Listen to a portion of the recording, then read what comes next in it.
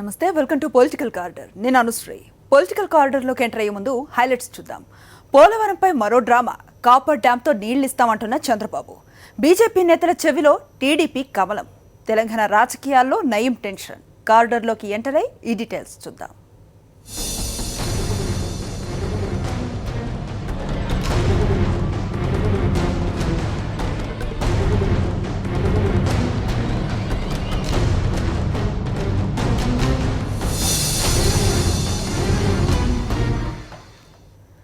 తాత్కాలిక రాజధాని, తాత్కాలిక పట్టిసీమ, తాత్కాలిక సచివాలయంతో రాష్ట్రాన్ని టెంపరీగా మార్చేసిన ఏపీ సీఎం చంద్రబాబు నాయుడు ఇప్పుడు రాష్ట్ర ప్రజల ప్రాణవాయువును తాత్కాలికం చేయబోతున్నారా? పోలవరం ప్రాజెక్టు ప్రయోజనాన్ని కాపర్ డ్యాం కింద సమాధి చేయబోతున్నారా?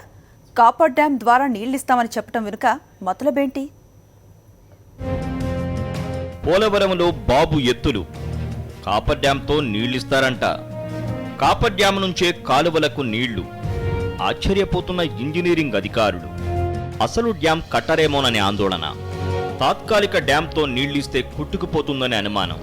2018 నాటికి పోలవరం నీళ్లిస్తామంటూ సీఎం ప్రచారం. ఇదే పోలవరం మొదటి దశ అని మసిపూస్తున్న సీఎం.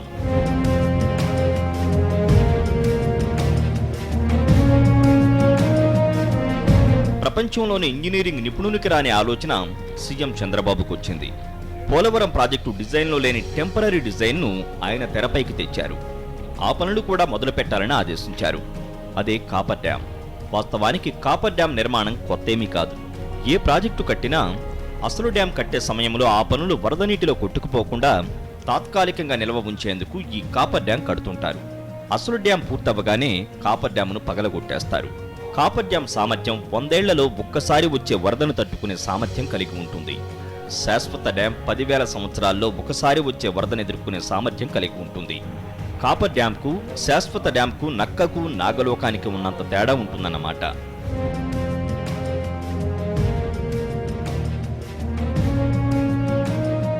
ఈ కాపర్ డ్యాం ద్వారా నీరు సరఫరా చేయాలన్నది చంద్రబాబు నాయుడు తాజా ఆలోచన. దీనికోసం 31 అడుగుల ఎత్తులో నిర్మించాల్సిన డ్యాంను 41 అడుగుల కంటే ఎక్కువ ఎత్తులో కట్టనున్నారు. దానికి స్పిల్వే కట్టి గేట్లు కూడా అమర్చుతారట. ఇలా చేస్తే 60 టీఎంసీల వరకు కాపర్ డ్యాంలో నీరు నిల్వ ఉంటుంది కనుక 35 అడుగుల వద్ద ఉన్న కాలువల్లోకి నీటిని వదిలేసి దానినే పోలవరం మొదటి విడతగా ప్రచారం చేయాలని సీఎం చంద్రబాబు అధికారులను ఆదేశించారు. కాపర్ డ్యాం ఎత్తు 31 అడుగుల నుంచి 41 అడుగుల వరకు నిర్మించుకోవడానికి కేంద్ర జలసంఘం అనుమతినిచ్చింది. స్పిల్వే, గేట్లు అమర్చుతామన్న సమాచారాన్ని రాష్ట్ర ప్రభుత్వం ఇచ్చిందో లేదో మాత్రం స్పష్టం కాలేదు. కాపర్ డ్యాంకి స్పిల్వే, గేట్లు పెడతామంటే ఇంజనీరింగ్ నిపుణులు ఎవరూ ఒప్పుకునే అవకాశం ఉండదు.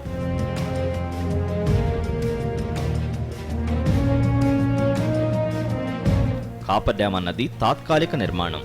శాశ్వత డ్యాం నిర్మాణం కోసం తాత్కాలిక వెసులుబాటుగా దీన్ని కడతారు. దాన్నే ఇప్పుడు పోలవరం మొదటి దశ అనేస్తున్నారు ఏపీ సీఎం చంద్రబాబు. దీనికోసం ముంపు ప్రాంతాల పునరావాసానికి సుమారు 8,000 కోట్లు, మిగిలిన స్పిల్వే పనులతో కలిపి 13,000 కోట్లతో తొలిదశ పూర్తవుతుందన్నది అంచనా. ఈ కాపర్ డ్యాం వ్యవహారం మొత్తం డ్రామాగా మారబోతోందని నిపుణుల అభిప్రాయం. అసలు వరద వస్తే ఈ డ్యాం నిలబడుతుందా? అలాంటిది దీని ద్వారా నీళ్లు విడుదల చేయడం సాధ్యమా అన్న అనుమానాలు వ్యక్తమవుతున్నాయి. ఈ కాపర్ డ్యాం కొత్త కథకి ప్రభుత్వం ఎలాంటి వింతవాదన వినిపిస్తుందో చూడాలి.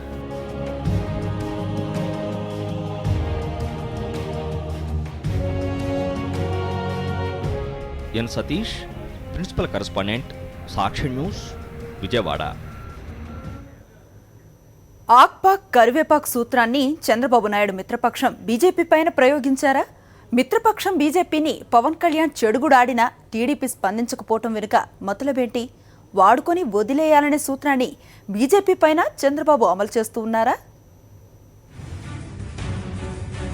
బీజేపీ చెవిలో టీడీపీ కమలం. కష్టకాలంలో కమలానికి అండగా నిలవని పచ్చ నేతలు. బీజేపీని మాత్రమే టార్గెట్ చేసిన పవన్ వ్యాఖ్యలపై నోరు మెదపని టీడీపీ నేతలు. ఎవరూ మాట్లాడొద్దన్న చంద్రబాబు. పవన్పై బీజేపీ ఎదురుదాడి. పవన్ను ప్రశ్నించని బాబుపై బీజేపీ నేతల ఆగ్రహం. వెంకయ్యను తిట్టినా పవన్ను ఏమీ అనని బాబు.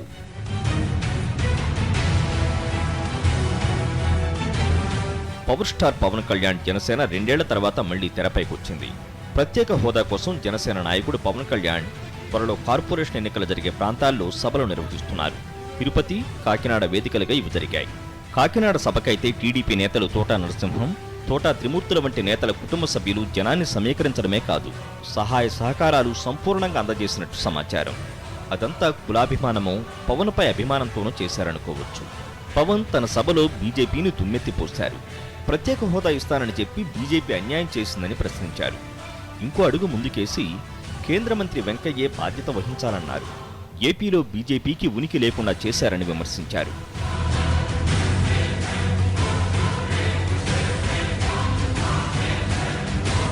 పవన్ వ్యాఖ్యలపై బీజేపీ నేతలు కారాలు మిరియాలు నూరుతున్నారు. పవన్ కళ్యాణ్ను మొత్తం బీజేపీ నేతలు ఢిల్లీ నుంచి గల్లీ వరకు ఏకి పారేస్తున్నారు. ఇంత జరుగుతుంటే కేంద్రమిచ్చిన ప్యాకేజీని స్వాగతించిన సీఎం చంద్రబాబు మాత్రం బీజేపీపై పవన్ చేసిన దాడిని ఖండించలేదు. ఎక్కడా పవన్ కళ్యాణ్ చేసిన కామెంట్లపై మాట్లాడిన దాఖలాలు లేవు. తన 2 సభల్లో పవన్ ఎక్కడా చంద్రబాబు పేరు ప్రస్తావించలేదు. టీడీపీ ఎంపీలు పోరాడాలన్నారు, కానీ డిమాండ్ చేయాలని చంద్రబాబుని డిమాండ్ చేయలేదు. దీంతో చంద్రబాబు కూడా తనను ఏమీ అనలేదన్న కారణంతో పవన్పై ఎటువంటి కామెంట్ చేయలేదు. పైగా బీజేపీని ఇష్టమొచ్చినట్లు తిట్టిన పవన్ జెన్యూన్గా మాట్లాడుతున్నారని వ్యాఖ్యానించారు. పవన్తో సాఫ్ట్ లైన్లో ఉన్న చంద్రబాబు బీజేపీ రిస్కులో పడినా ఆ పార్టీకి అండగా నిలవడం లేదు. వెంకయ్యనాయుడిని పవన్ టార్గెట్ చేసినా తన రాజకీయం కోసం చంద్రబాబు వెంకయ్యకు మద్దతుగా పవన్పై ఎటువంటి వ్యాఖ్యలు చేయలేదు. చంద్రబాబు మాట అలా ఉంచితే ప్రతిపక్షాలపై నిత్యం ఆరోపణలు చేసే టీడీపీ మంత్రులు, పార్టీ ఎమ్మెల్యేలు ఎవరూ బీజేపీకి అండగా నిలవలేదు. ఈ రాజకీయం ఏపీ బీజేపీ నేతలకు మిరపకాయ తిన్నంతగా మంట పుట్టిస్తోంది. చంద్రబాబు ఎప్పటిలాగానే ఇప్పుడు కూడా బీజేపీని వాడుకుని వదిలేశారన్న అసంతృప్తి బీజేపీలో వ్యక్తమవుతోంది. ఎన్ సతీష్, ప్రిన్సిపల్ కరెస్పాండెంట్, సాక్షి న్యూస్, విజయవాడ. గ్యాంగ్స్టర్ నయీం వ్యవహారం తెలంగాణ రాజకీయాల్లో సంచలనాన్ని సృష్టిస్తోంది. ఎన్కౌంటర్ జరిగి నెల దాటినా రోజుకొకటి చొప్పున వెలుగు చూస్తూ ఉన్న బాగోతాలు రాజకీయ నేతల్లో గుబులు పుట్టిస్తూ ఉన్నాయి. ఈ జాబితాలో అధికార పార్టీ నేతలు కూడా ఉన్నారని లీకులు వస్తూ ఉండటంతో గులాబీ నేతలు తమకే సంబంధం లేదని వివరణ ఇచ్చుకునే ప్రయత్నం చేస్తున్నారు. రాజకీయ వర్గాల్లో నయీం టెన్షన్, అన్ని పార్టీల్లోనూ ఆందోళన, అధికార పార్టీ నేతల్లోనూ గుబులు. తమకేం సంబంధం లేదని వివరణ ఇచ్చే ప్రయత్నం. ఈ నెలాఖరులోపే చర్యలు. కేసీఆర్ సీరియస్గా ఉన్నారంటూ జోరుగా ప్రచారం. నయీం ఎన్కౌంటర్ జరిగి నెల రోజులు దాటినా పొలిటికల్ హీట్ మాత్రం తగ్గడం లేదు. నయీంతో చాలా మంది రాజకీయ నాయకులకు సంబంధాలు ఉన్నాయని ఎన్కౌంటర్ జరిగిన వెంటనే జోరుగా ప్రచారం జరిగింది. ఆ తర్వాత ఆ వ్యవహారం అంతా సద్దుమణిగింది. తాజాగా మరోసారి రాజకీయ నాయకుల పేర్లు బాగా వినిపిస్తున్నాయి. ముఖ్యమంత్రి కేసీఆర్ నయీం కేసును ప్రతిరోజు సమీక్షిస్తున్నారని, సొంత పార్టీలో ఉన్నా మరో పార్టీలో ఉన్న చర్యలు తప్పవనే ప్రచారం ఈ మధ్యకాలంలో జోరందుకుంది. నయీం వ్యవహారంలో సొంత పార్టీ నేతలు ఉన్నా సరే వారిపై కూడా చర్యలు తీసుకోవడం ద్వారా ఈ కేసులో ఎవరిని ఉపేక్షించమనే సంకేతాలు పంపాలన్నది కేసీఆర్ ఆలోచనగా కనిపిస్తోంది. అధికార పార్టీకి సంబంధించి 2 ఎమ్మెల్యేలు, 2 ఎమ్మెల్సీలతో నయీంకు సన్నిహిత సంబంధాలు ఉన్నాయని ప్రచారం సాగుతోంది.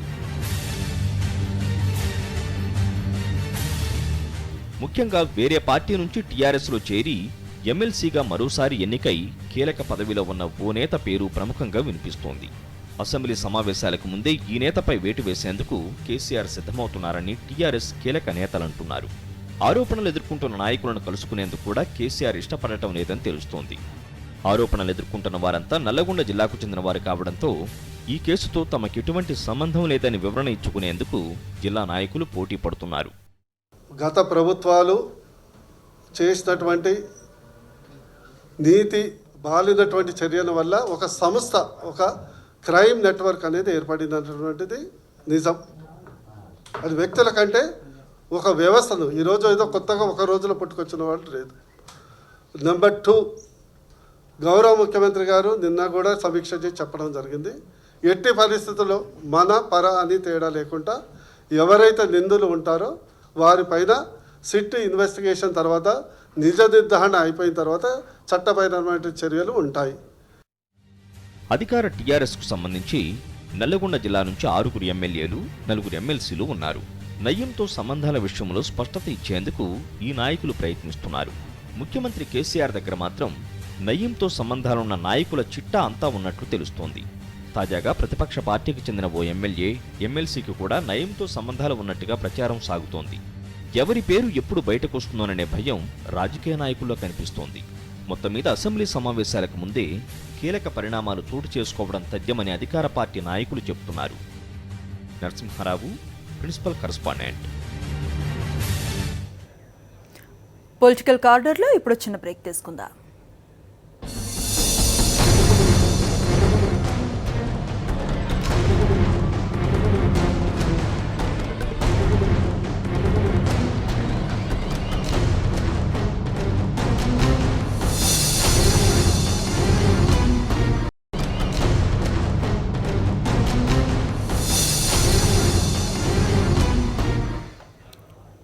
Welcome back.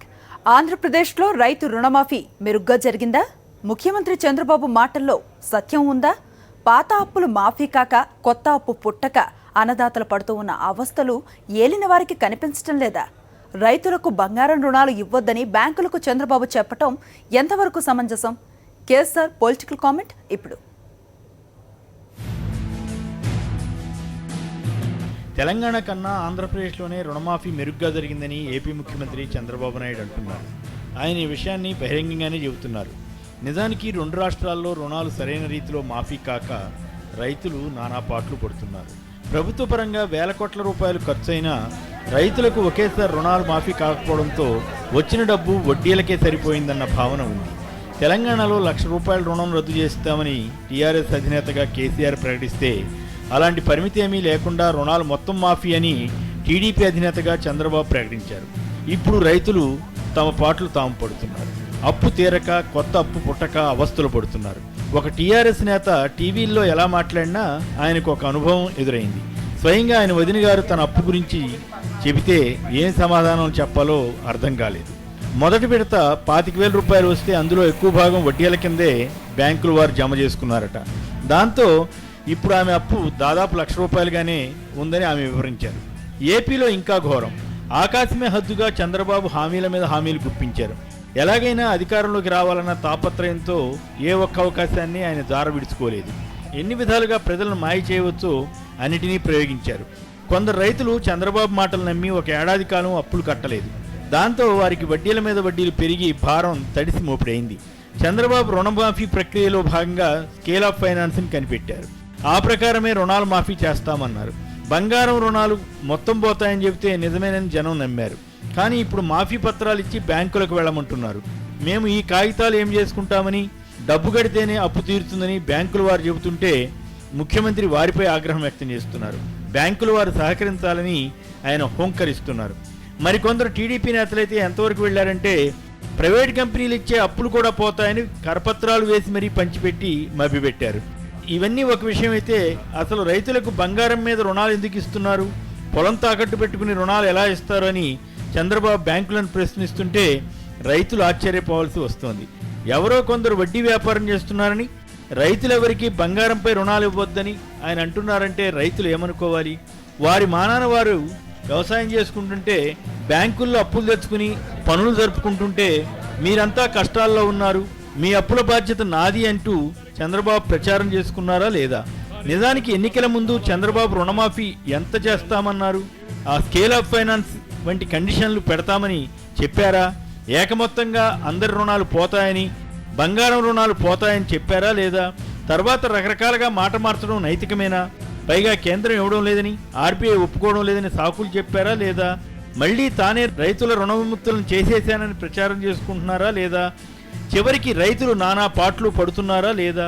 ఇన్ని రకాలుగా మాటలు మార్చిన చరిత్ర బహుశా మరే నాయకుడికి రాకపోవచ్చు. చరిత్రలో మిగిలిన విషయాల సంగతి ఎలా ఉన్నా మాట మార్చడంలో రికార్డు సృష్టించిన నేతగా చంద్రబాబు మిగిలిపోతారేమో. నేతాజీ ఇంట్లో కీచులాటలు తీవ్ర రూపం దాల్చుతున్నాయా? తమ్ముడు కొడుకుల్లో తమ్ముడు వైపే ములాయం ఎందుకు మొగ్గు చూపారు? ఇంతకీ పొలిటికల్ ఫైటా, ఫ్యామిలీ ఫైటా? తండ్రి పిలిచినా అఖిలేష్ ఢిల్లీకి ఎందుకు వెళ్లలేదు? ఎన్నికలు సమీపిస్తూ ఉన్న వేళ సమాజ్వాదీ పార్టీలో చోటు చేసుకుంటూ ఉన్న పరిణామాలు ఎక్కడికి దారితీయబోతున్నాయి? ములాయం కుటుంబంలో బిగ్ ఫైట్.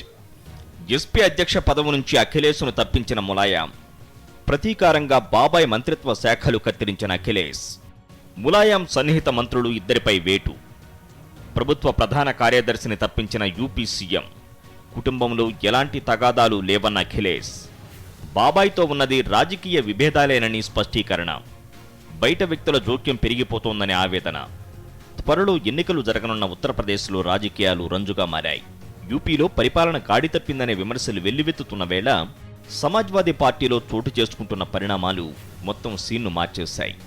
ప్రజల దృష్టి మళ్లించడానికి చేసిన ప్రయత్నమో లేదా నిజంగా తండ్రి కొడుకులకు పడటం లేదో తెలియదు కానీ యూపీ రాజకీయాల్లో సడన్గా కలకలం చోటు చేసుకుంది. సమాజ్వాదీ పార్టీ అధ్యక్షుడు ములాయం సింగ్ యాదవ్ కుమారుడు అఖిలేష్ యాదవ్ను పార్టీ యూపీ రాష్ట్ర శాఖ బాధ్యతల నుంచి తప్పించారు. ఇది జరిగిన మరుక్షణమే యూపీ కేబినెట్లో కీలక శాఖలన్నీ చూస్తున్న బాబాయ్ శివపాల్ సింగ్ నుంచి శాఖలన్నీ తొలగించారు అఖిలేష్. అంతకుముందే తండ్రి ములాయంకు సన్నిహితులుగా పేరుగాంచిన ఇద్దరు మంత్రులను అవినీతి ఆరోపణలపై కేబినెట్ నుంచి బర్తరఫ్ చేశారు. అంతేకాదు సీఎంగా తనకంటే బాబాయ్కు ఎక్కువ ప్రాధాన్యత ఇస్తున్న ప్రభుత్వ ప్రధాన కార్యదర్శి పైన వేటు వేశారు. పార్టీలోనూ ప్రభుత్వంలోనూ చోటు చేసుకున్న పరిణామాలపై మీడియా ప్రశ్నలకు అఖిలేష్ జవాబిచ్చేందుకు చాలా ఇబ్బంది పడ్డారు. ఇది కుటుంబ గొడవ కాదని, ప్రభుత్వంలో చోటు చేసుకున్న పరిణామమని వ్యాఖ్యానించారు. అంతేకాదు బయటి వ్యక్తుల జోక్యం పెరిగిపోతోందని పరోక్షంగా అమర్ సింగ్ పేరును ప్రస్తావించారు.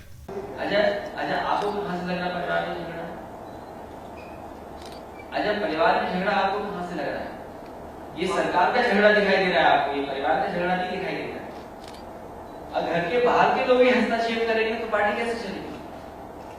जहां तक मैं समझता हूं परिवार की बात है, परिवार में नेताजी का सब कहना माने और सब कहना माने और मैंने भी कहना ही माना।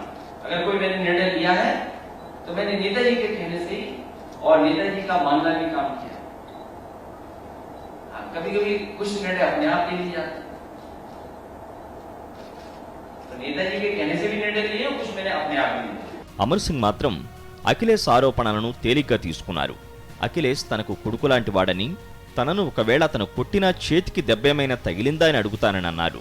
ములాయం కుటుంబంలో చోటు చేసుకున్న పరిణామాలపై మాట్లాడేందుకు అమర్ సింగ్ నిరాకరించారు.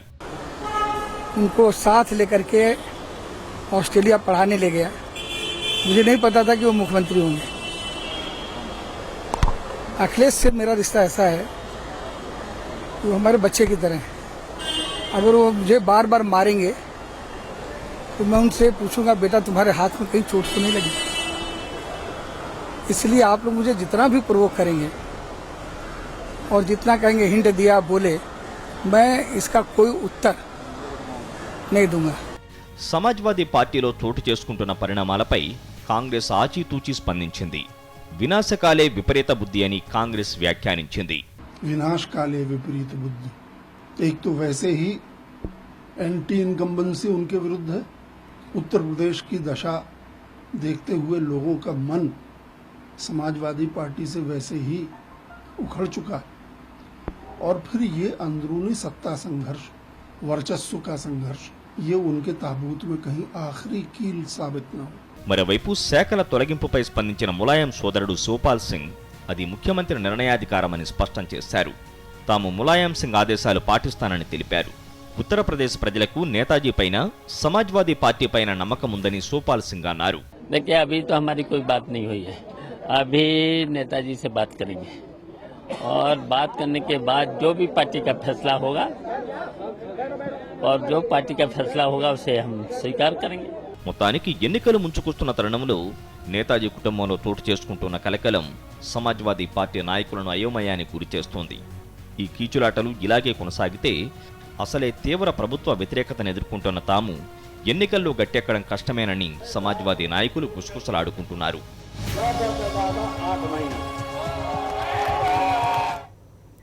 ఇవి పొలిటికల్ కారిడార్ డీటెయిల్స్. మరి కాసేపట్లో 4th ఎస్టేట్ ప్రసారమవుతుంది. Stay with us.